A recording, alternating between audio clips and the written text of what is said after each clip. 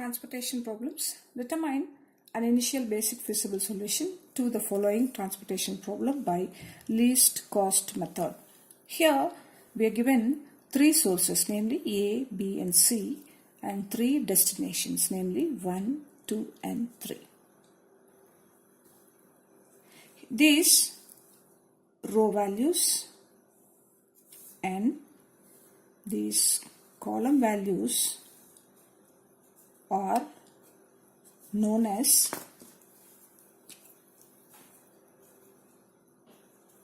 rim requirements, and the numbers inside each cell represents the unit transportation cost. Let's now proceed with the solution. Here total supply is equal to 100 plus 200 plus 400, which is equal to 700, and total demand is equal to 250 plus 150 plus 300, which is also equal to 700. So as total supply is equal to total demand, this is a balanced transportation problem. Hence, there exists a feasible solution to this problem. The first step in least cost method to identify the cell consisting of least cost in the transportation table and do allocations in such way that the rim requirements are satisfied. So in this transportation table, the least cost cell is this cell, that is the cell in the second row, second column. This is the cell consisting of the least cost. Therefore, let's make allocations here. Under supply we have 200 units and under demand we have 150 units. Therefore, we have to allocate the minimum of these two values. Therefore, let's allocate 150 units here.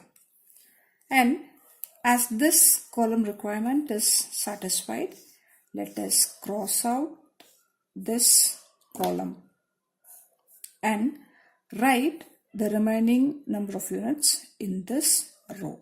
Out of 200, we have already allocated 150, therefore the remaining is 50.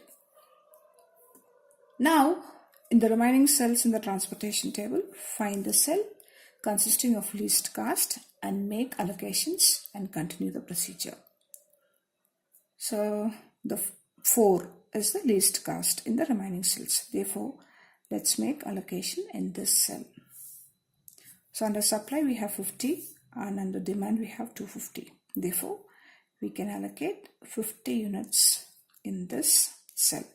So, as this second row requirement is satisfied, let us cross out this row and write the remaining number of units in this column. Out of 250, we have already allocated 50, therefore the remaining is 200. Now, in the remaining cells, find the cell consisting of the least cost, which is 6. Therefore, let's make allocation in this cell. So, under supply we have 400 units, but demand is only 200. Therefore, we can allocate only 200 units in this cell.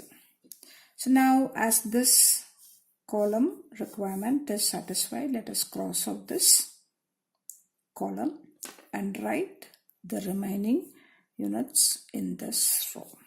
Now, out of these two cells, the cell consisting of least cost is this cell.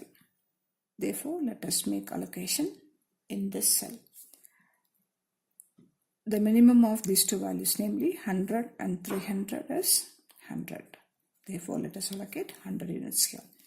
So, as this first row requirement is satisfied, let us cross out first row and write the remaining number of units in this column. So, the last cell is this cell wherein we have supply and demand. We have 200 units. Therefore, let us allocate 200 here. So, we have completed all the allocations. Let's now check the rim requirements. The first row we have 100. The second row 50 plus 150 is 200. Third row 200 plus 200 is 400. And in the first column 50 plus 200 is 250. Second column is 150. Third column is 300. Therefore, the total transportation cost is given by Z is equal to rupees 100 into 9 plus 50 into 4 plus 150 into 3 plus